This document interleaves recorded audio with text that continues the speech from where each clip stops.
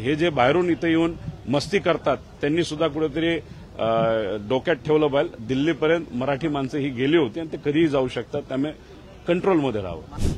बरेचसे आमदार काय, काल दादांना मी सुद्धा भेटलो, आता ते सत्तेत आहेत, उपमुख्यमंत्री आहेत. आपण त्याच्यामध्ये सहभागी असणार आहेत का, काय आपली भूमिका आहे? नाही, निषेध तर करावाच लागेल, कारण का कोणाच्या तरी ऑफिसमध्ये जाऊन धुडगूस कुणी घालत असेल आणि त्याचं कारण मुख्य काय की तुम्ही सत्तेत आहात, तुम्हाला खूप मोठं बहुमत मिळालंय, हे फार चुकीची गोष्ट आहे. आज ऑफिसपर्यंत पोहोचले, उद्या घरापर्यंत पोहोचतील. ही जी वृत्ती आणि प्रवृत्ती आहे ना ती योग्य नाही आणि आपल्याला महाराष्ट्राला पटणारी नाही. त्यामुळे हे जे काही दिल्लीत होतात, बिहारमध्ये होतं, नाही तर उत्तर प्रदेशमध्ये होतं की कोणाला काय जर कुणी उलटं बोललं, नाही तर कुणी तुमचा विरोध केला तर घरी जायचं, घर फोडायचं, ऑफिस फोडायचे, ही वृत्ती आपल्या महाराष्ट्राची नाही. आणि त्याला एक उत्तर द्यायचं असेल तर एक तर पोलिसांनी कडक कारवाई करण्याची जरूरत आहे, पण ज्यांनी फोडलं त्यांच्यावर असं होऊ नये की ज्यांचं ऑफिस फोडलं त्यांनाही मारलं आणि जे फोडत होते त्यांनाही मारलं, हे एक चुकीचं आहे. आणि इथं होम मिनिस्टर साहेबांनी या बाबतीत लक्ष घालावं आणि अशी गोष्ट परत कधी घडू नये या बाबतीतली दक्षता त्या ठिकाणी घ्यावी. काल देवेंद्र फडणवीस यांनी भाषणामध्ये असं म्हटलं होतं की राहुल गांधी यांची जी भारत जोडो न्याय यात्रा होती त्या यात्रेमध्ये 40 संघटना अशा होत्या ज्या अर्बन नक्षलाईट संघटना होत्या. आपल्याला सगळ्यांना जर देशविघातक कृतींबरोबर लढा द्यायचा असेल तर या असल्या संघटनांची साथ सोडावी लागेल आणि याचा विरोधकांनी विचार केला पाहिजे. एक तर त्यांच्या हातामध्ये जो रिपोर्ट होता, जे म्हणत होते ते 2012 का 13चा रिपोर्ट आहे, तो थोडासा आपल्याला अभ्यासावा लागेल, समजून घ्यावं लागेल आणि मग त्यानंतरच याच्यावर कुठेतरी आपल्याला बोलता येईल. कारण खोलात गेल्याशिवाय एक असं नुसतं वरवरचं वक्तव्य करणं हे त्या ठिकाणी योग्य नाही. परंतु राहुल गांधी यांनी काल एका भाजपच्या खासदाराला धक्काबुक्की केली आणि त्यामुळे त्याचा परिणाम जो आहे तो मुंबईमधल्या कार्यालयाच्या फोडण्यात झाला असं बोललं जातं. असं भाजपचा बचाव आहे या बाबतीमध्ये. नाही, आता हे बघा तिथं काय घडलं, त्या खासदारांनी पहिलं ढकललं का आणि मग ढकलल्यानंतर ढकलता तो जो भाजपचा खासदार होता तो तिथं पडला का, त्यामुळे काय एक्झॅक्टली घडलं हे सुद्धा तिथं समजून घेण्याची जरूरत आहे.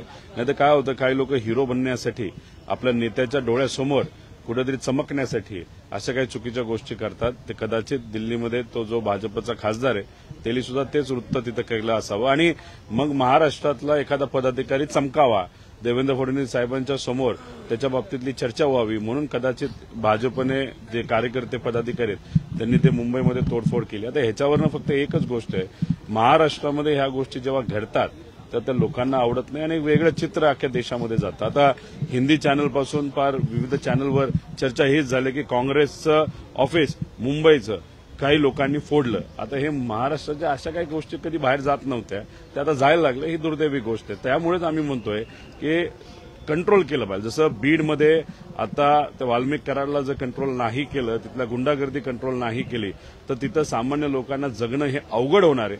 त्यामुळे ह्या गोष्टी पुढे अजून वाढण्याच्या आधी जर थांबवल्या तर ते सामान्य लोकांच्या हिताचे आहेत.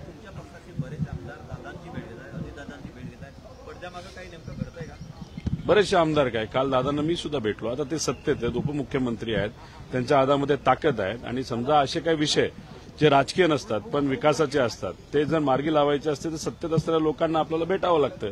आता काल देवेंद्र फडणवीस साहेबांना मी भेटलो, उद्या जाऊन अपॉइंटमेंट मिळणार नाही, पण जर मोदी साहेबांनी वेळ दिली तर त्यांच्या इकडे जाऊन माझ्या मतदारसंघातले नाही तर महाराष्ट्राच्या हिताचे काही विषय आम्ही मांडू शकतो. कारण का ते पद मिळाल्यानंतर ते पद महाराष्ट्राचं असतं.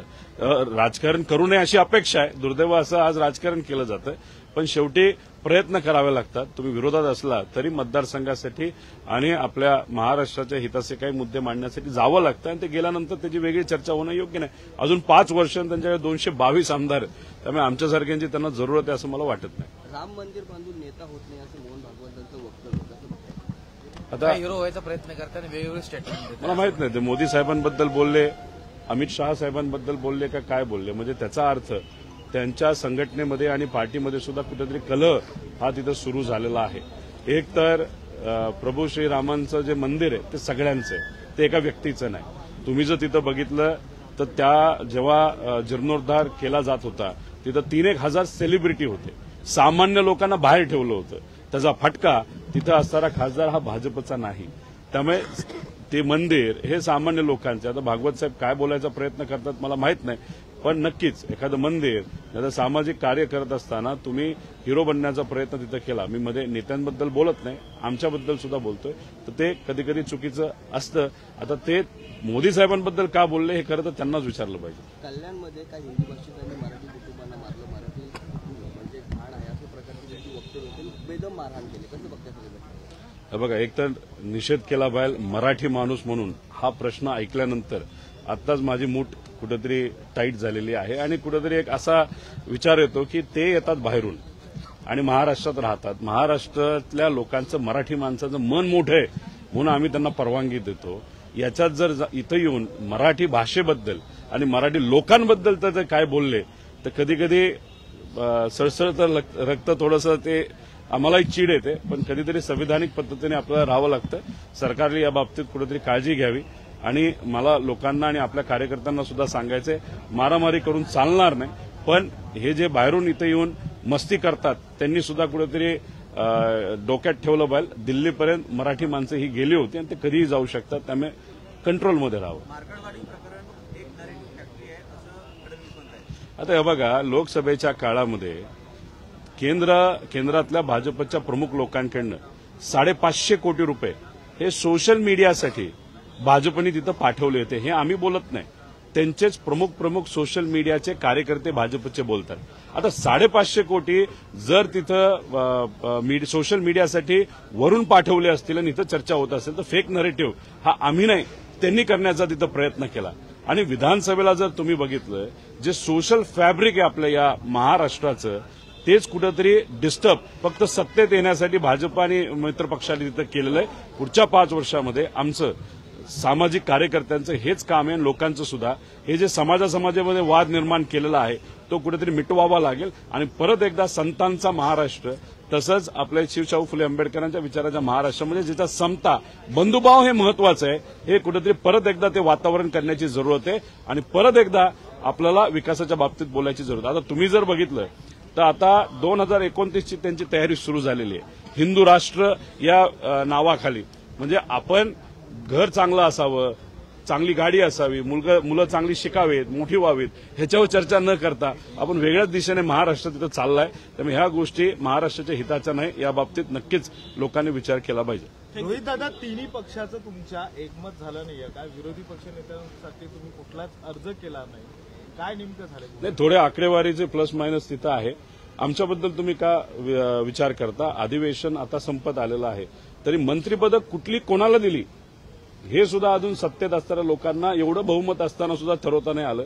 आम्ही तर ठीक आहे 51 लोक आहोत, आम्ही त्या बाबतीत योग्य असा निर्णय तिथे घेऊ, पण शेवटी आकडेवारी सुद्धा बघावी लागेल. आता बघू, आता चर्चेला बैठक बोलवली आहे, त्यात काय होतं बघावं लागेल.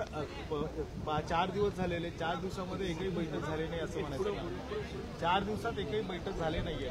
नाही, फक्त लोकांचे विषय कुठले मांडायचे, लोकांच्या हितासाठी आंदोलन कुठलं करायचं या बाबतीत नक्कीच चर्चा झालेली आहे. पण आता शेवटी मोठे नेते ठरवत असतात आणि ते मोठे नेते आता आलेले आहेत, ते त्या बाबतीत निर्णय घेतील. आम्ही तर कार्यकर्ते आणि आमदार आहोत, मग ते जे नेते बोलतील तसं आम्ही त्या ठिकाणी काम करू.